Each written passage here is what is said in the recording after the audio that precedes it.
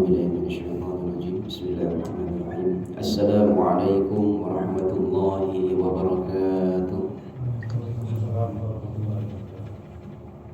الحمد لله على نعمة الإيمان والإسلام وعلى نعمة الصحة والعافية وعلى نعمة الهداية والاستقامة وعلى نعمة الأخوة أشهد أن لا إله إلا الله وحده لا شريك له ونشهد أن محمدا عبده ورسوله لا نبي ولا رسول بعده اللهم صل وسلم وبارك على سيدنا محمد أشرف الأنبياء والمرسلين وعلى آله وأصحابه أجمعين أما بعد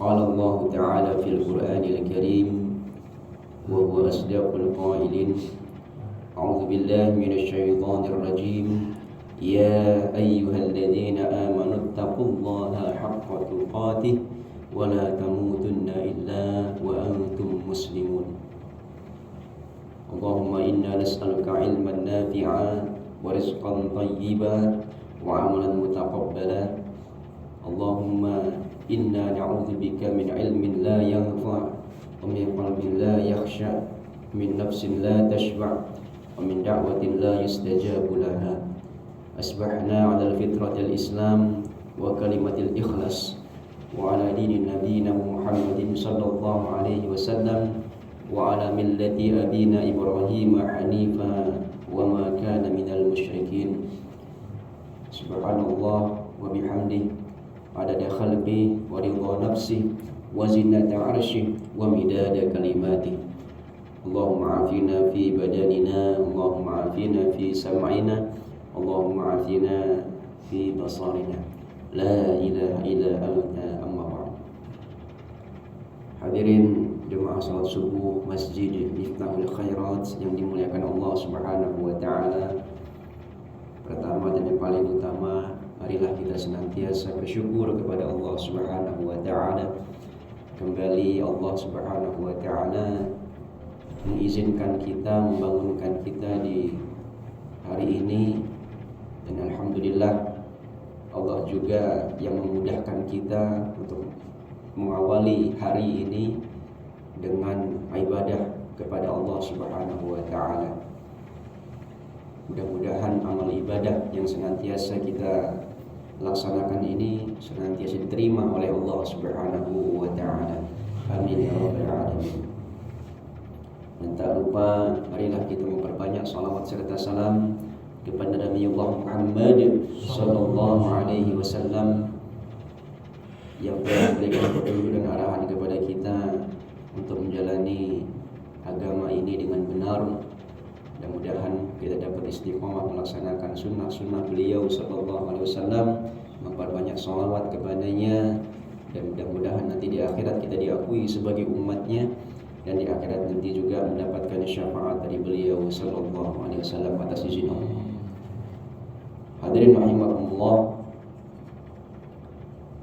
di dunia ini pasti kita selalu menghadapi yang namanya masalah, entah itu masalah kecil maupun masalah yang besar.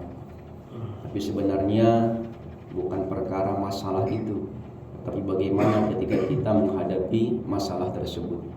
Maka dalam rangka kita menghadapi setiap masalah yang hadir dalam kehidupan kita, setidaknya kita sepantasnya, seharusnya mengikuti, meneladani apa yang dicontohkan oleh Rasulullah sallallahu alaihi wasallam.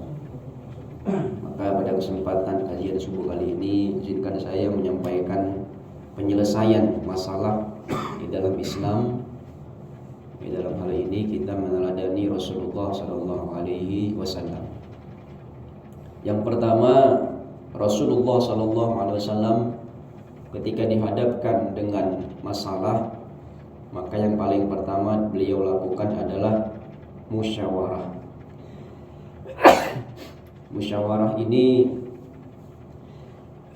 selalu dikedepankan oleh Rasulullah sallallahu alaihi wasallam, diutamakan dalam menghadapi setiap persoalan. Apalagi kalau menyangkut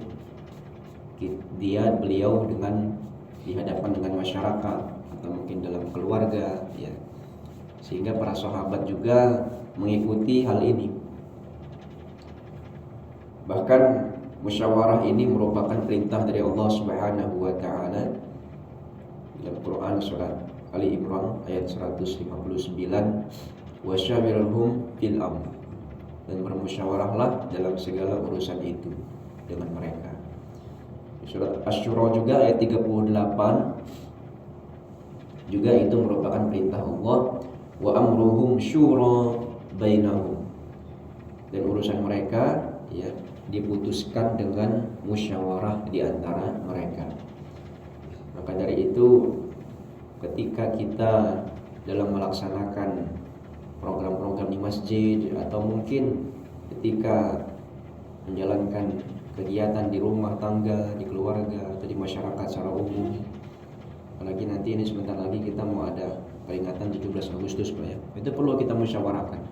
Kita ajak warga yang lain untuk ikut sumbangsih pemikiran dan seterusnya. Di zaman Rasulullah SAW juga Rasulullah itu sering bermusyawarah. Bagaimana di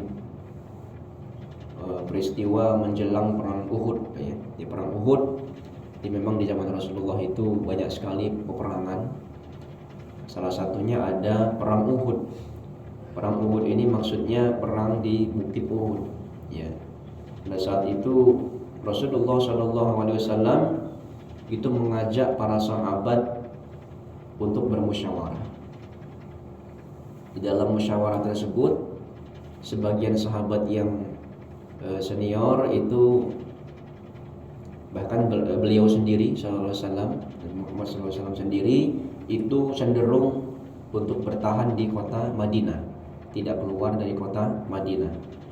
Namun ya pada saat itu pemuda dan sahabat yang lain yang memang memiliki semangat dalam melaksanakan perang itu, seperti paman beliau Hamzah, ya, kemudian Ali bin Abi Thalib pada saat itu memiliki usulan agar pasukan Muslim itu keluar untuk menghadapi musuh, ya, di Bukit Uhud.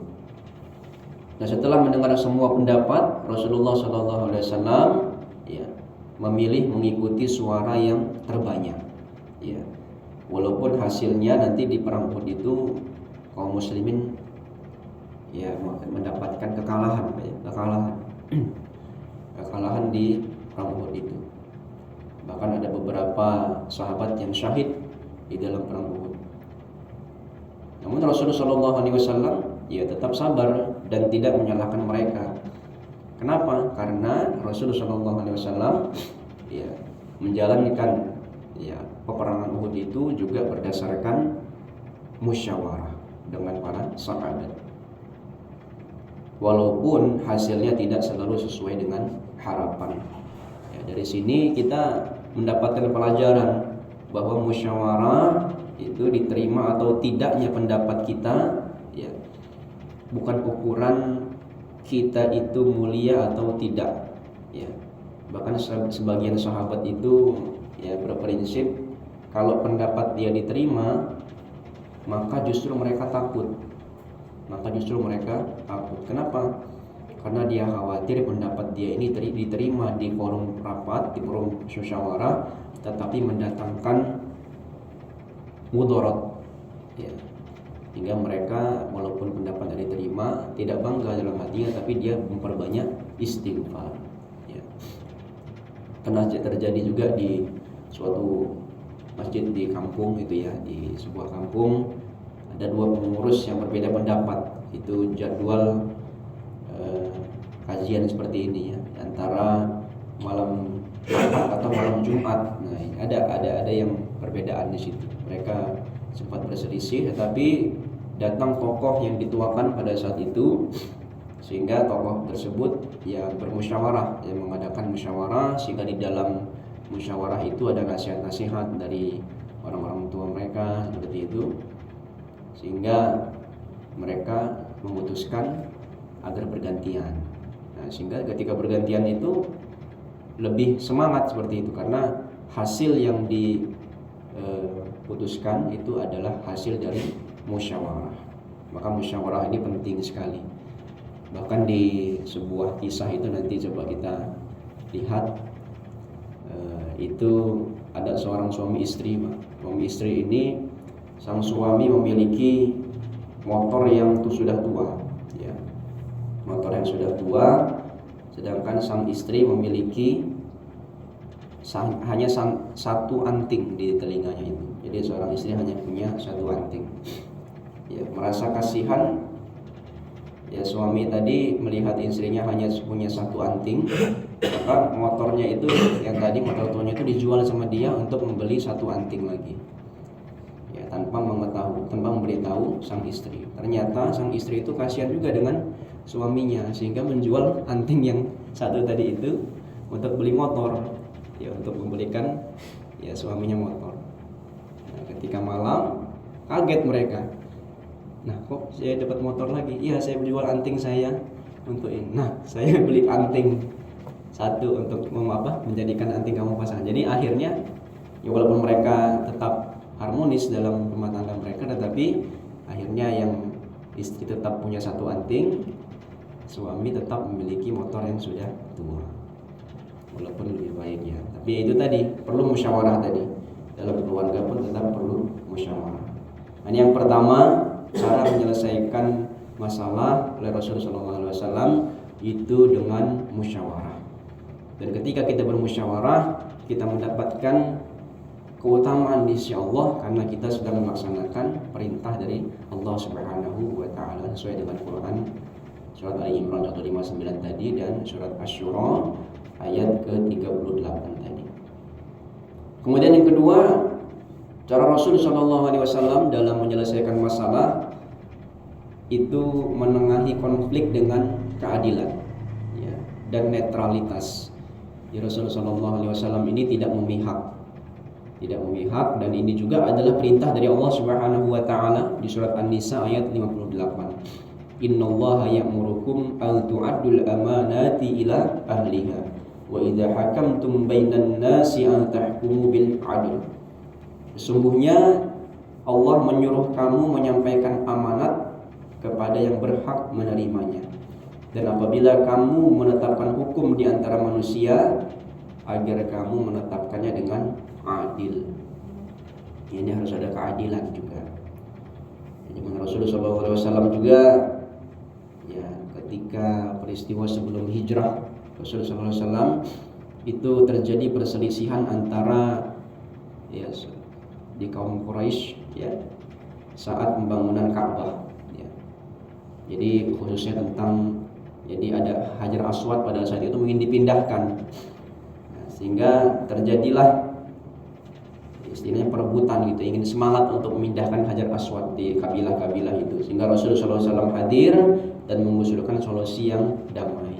Apa tekniknya? Rasulullah SAW membentangkan kain, ya, di bentangannya kain menaruh Hajar Aswad di tengahnya, lalu meminta setiap perwakilan dari kabilah itu untuk memegang ujung kain itu, maksudnya untuk menggotongnya sehingga sudah sampai tempat yang disetujui, Rasulullah yang mengangkat dari kain itu. Nah, sehingga ini sangat baik sekali, ada netralitas. Jadi Rasulullah SAW tidak memihak satu kabilah, sekalipun kabilah itu yang suku beliau gitu. Jadi kabilah di Quraisy itu kan Rasulullah SAW ada. Jadi kalau kita sekarang mungkin suku kita ada yang Lampung, ada yang Sunda gitu. Dia tidak memihak. Ya, jadi ada netralitas di situ. Ya. Ini adil. Yang kedua dengan keadilan. Kemudian yang ketiga, mendamaikan secara bijak. Ya. Ini Rasulullah SAW juga, ya, luar biasa, sangat lembut sekali dalam menyelesaikan urusan rumah tangga, ya. Itu terjadi, mungkin ini sering kita dengar kisahnya, itu Rasulullah SAW pernah menengahi permasalahan antara menantunya itu, ya, Fatimah dengan Ali bin Abi Thalib. Fatimah ini anaknya Rasul sallallahu alaihi wasallam, menikah dengan Ali bin Abi Thalib radhiyallahu an. Jadi pada saat itu ada cekcok sedikit. Nah, Rasul sallallahu alaihi wasallam yang mendamaikan secara bijak. Rasul sallallahu alaihi wasallam tidak memihak anaknya, tidak memihak menantunya, tetapi sama-sama membawa mereka berdua duduk bersama. Kemudian Rasulullah SAW memberikan nasihat kepada mereka, ya, sehingga mereka berdua lebih rukun lagi. Bahkan Rasulullah SAW menitipkan satu tips yang mungkin bisa kita amalkan dalam keseharian kita, yaitu sebelum tidur, Pak.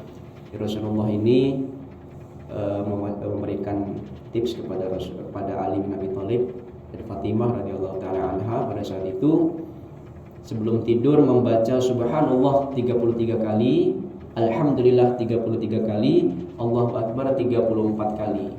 Maka itu akan mencukupi kalian, ya, sekalipun kalian tidak memiliki membantu pada saat itu. Jadi mereka ini memang, Ali ini sahabat yang mungkin untuk ukuran ekonominya mungkin tidak terlalu seperti yang lain, sahabat yang lain. Begitu dia menggunakan ini harmonis, ya, tenang begitu dalam menjalani rumah tangganya. Ini dengan damai. Ya. Kemudian yang keempat, menghindari kekerasan, ya, mengedepankan pemaafan dan perbaikan. Ini juga perintah dari Allah Subhanahu wa taala, "Faman 'afa wa aslaha fa ajruhu 'ala Allah." Surat Asy-Syura lagi 40. Maka barang siapa memaafkan dan berbuat baik, maka balasan pahalanya di sisi Allah. Ya. Juga di kisah ini juga, mungkin ini sudah pernah kita dengar, ada seorang badui, ya, pernah berani buang air kecil di dalam masjid pada saat itu. Masjid dulu itu tidak seperti kita ini, Pak, ya. Masjidnya masih, ya, berlantaikan tanah seperti itu, ya. Kemudian para sahabat marah besar, hendak memukul Arab Badui tadi itu. Tapi Rasulullah SAW melarang mereka dan membiarkan orang tersebut selesaikan dulu, biar dia selesai. Kemudian dinasihati dengan cara lembut. Bayangkan kalau Rasulullah SAW tadi langsung memukul Arab Badui, itu bisa menjadi sejarah yang cukup, ya, keras, seperti Rasulullah pernah melakukan kekerasan. Padahal orang Badui tadi itu belum tahu apa-apa, karena dia belum tahu apa-apa. Ya, pernah juga di daerah wilayah yang lain, yaitu ini tidak saya sebutkan tempatnya, itu ada seorang remaja yang mencoret-coret dengan pilok, Pak. Jadi masjid itu dipilok semua, dia dicoret-coret segala macam. Begitu ketahuan sama pengurus masjidnya, apa yang dilakukan oleh pengurus masjid itu? Dia mencontoh yang dicontohkan Rasulullah tadi. Dia nggak langsung marahin orang itu, langsung dia pegang, langsung dia nasihati. Luar biasa, Pak. Anak itu sekarang jadi imam masjid pada saat itu. Suaranya bagus, adanya bagus. Itu luar biasa.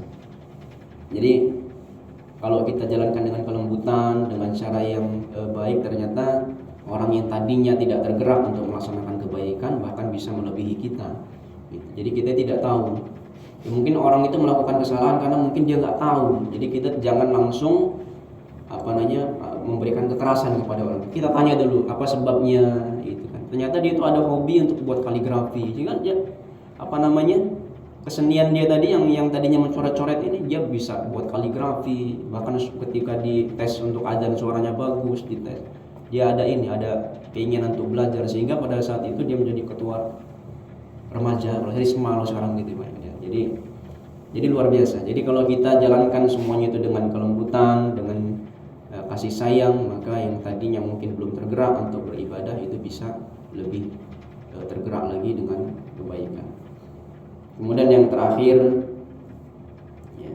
Yang kelima, belum yang terakhir, ya. Yang keenam, nanti ada 6. Yang kelima ini menetapkan hukum berdasarkan wahyu dan sunnah. Ya. Dalam Quran surat An-Nisa 59, fa in tanaza'tum fi syai'in farudduhu ila Allahi war Rasul. Kemudian jika kamu berselisih dalam suatu perkara, maka kembalikanlah ia kepada Allah, yaitu merujuk kepada Al-Quran dan Rasul, yaitu merujuk kepada sunnah. Ya. Jadi pada saat itu Rasulullah SAW, ya, melihat dan mengetahui dipergoki seorang yang mencuri pada saat itu, maka ditetapkan hukuman kepada orang tersebut. Bahkan Rasulullah SAW, ya, itu pernah menyatakan, sekalipun yang mencuri itu adalah Fatimah, ya, anakku, katanya, maka aku tetap akan memotong tangan. Ini luar biasa. Jadi Rasulullah SAW ini mengembalikan kepada perintah Allah Subhanahu wa taala dan petunjuk dari wahyu ya. Jadi kita tidak menegakkan hukum itu berdasarkan nafsu, tapi kembalikan kepada perintah Allah. Kemudian yang terakhir yaitu membangun ukhuwah dan mencegah fitnah. Ya, zaman Rasulullah SAW ya, saat Rasulullah ketika hijrah ke Madinah ya, beliau ini membangun hubungan antara kaum muhajirin yang beliau bawa dari Mekah ke Ansor, sehingga dipersaudarakan ya, bukan hanya secara simbolis. Pada saat itu beliau mendirikan masjid pertama kali, Masjid Kuba itu Pak ya. Masjid Kuba pertama kali dia dirikan, luar biasa, ada persaudaraan di situ, hingga sampai saat ini ya kaum Muhajirin dan Ansor yang pada saat itu mungkin belum kenal dan seterusnya, itu dengan sangat indah sekali, sehingga Madinah dijuluki dengan yang tadinya kota Yasrib menjadi Madinatul Munawwarah. Nah, inilah hal-hal yang bisa kita contoh dari Rasulullah SAW ketika kita dihadapkan dengan sebuah persoalan, dengan sebuah permasalahan. Yang pertama, kita dengan musyawarah, kemudian yang kedua dengan menjunjung tinggi keadilan tanpa melihat siapapun dia, yang ketiga mengedepankan ya netralitas tadi ya, kemudian saling memaafkan gitu ya, kemudian menegakkan kebenaran tanpa kekerasan, dan terakhir membangun ukhuwah ya, menyatukan satu dengan yang lainnya. Mudah-mudahan kita semua mampu meneladani Rasulullah SAW dalam menyelesaikan masalah dengan hati yang lapang, ya, kepala yang dingin dan iman yang matang. Dan mudah-mudahan Allah Subhanahu wa taala menjadikan setiap kita sebagai solusi dalam masalah apapun itu, penenang dalam masalah, dan pembawa rahmat di tengah umat. Karena sesungguhnya umat Islam ini besar, umat yang besar bukan tidak pernah berbeda, tetapi yang mampu menyikapi perbedaan itu dengan musyawarah, dengan adab, dan dengan akhlak yang mulia. Barakallah, demikian saya sampaikan. Kalau mohon maaf, pada Allah mohon ampun. Mari kita dengan doa kafaratul majlis. Subhanakallahumma wa bihamdika asyhadu an la ilaha illa anta astaghfiruka wa atubu ilaik. Wallahu ta'ala a'lam bishawab wa nahnu ta'allam. Assalamualaikum warahmatullahi wabarakatuh.